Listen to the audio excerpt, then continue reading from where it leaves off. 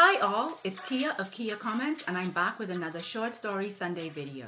Today I will be discussing a short story written by the American author James Baldwin. The story is titled Going to Meet the Man and it is from his short story collection of the same title in the back of me to the left. James Baldwin was a lauded poet, novelist, essayist, and social activist, and most of his work delved into social constructs of racism, classism, gender, and sexual identity in Western societies during the mid-20th century. In the short story Going to Meet the Man, readers follow a small town southern sheriff called Jesse during the Civil Rights era. Jesse is in bed next to his wife Grace, and he is thinking on the next day when he and his fellow deputies are going to attempt to prevent blacks from entering the town hall because blacks are demanding the right to vote. In an attempt to clear his head for the upcoming day's events, Jesse goes to make love to his wife Grace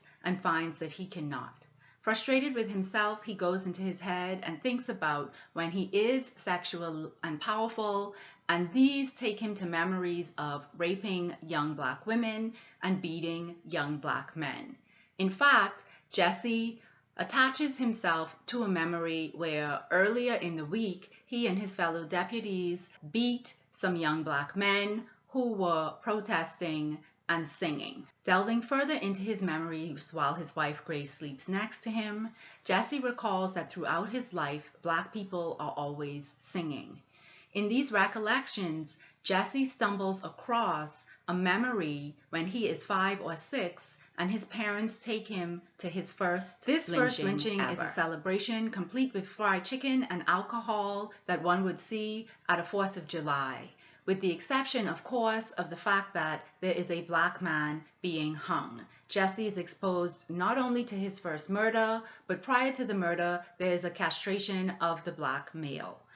After the murder, his parents go home and make salacious love, and therefore Jesse is exposed to ideas of race, ideas of power, and ideas of sexuality.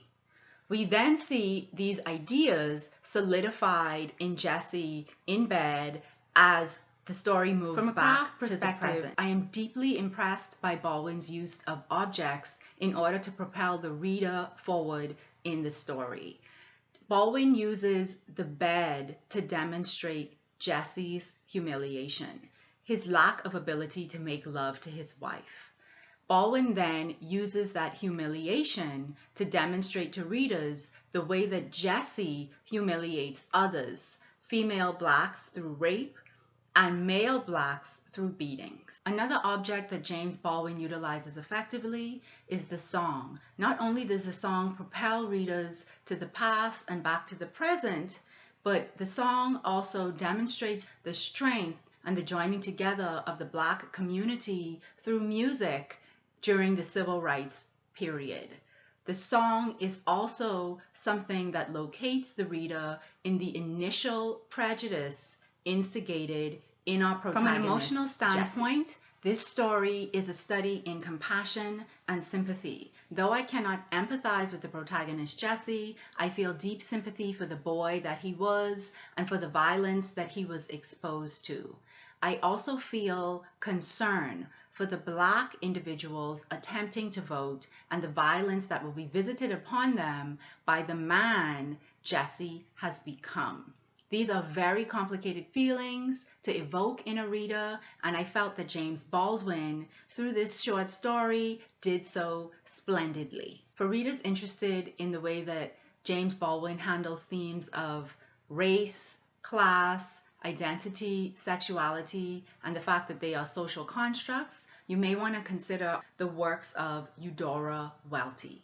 Specifically, her short story, Where Is That Voice Coming From? For readers who are interested in the way that James Baldwin objects used as a vehicle to propel the reader through the past and the present, or objects as a vehicle to evoke emotion within the reader, you may want to look at Denis Johnson's short story, Car Crash While Hitchhiking. That's it. That's all for Short Story Sundays. Thank you for watching. Please rate, comment, subscribe, like if this video was something that you appreciated. Keep reading, keep writing, keep reviewing. Bye now.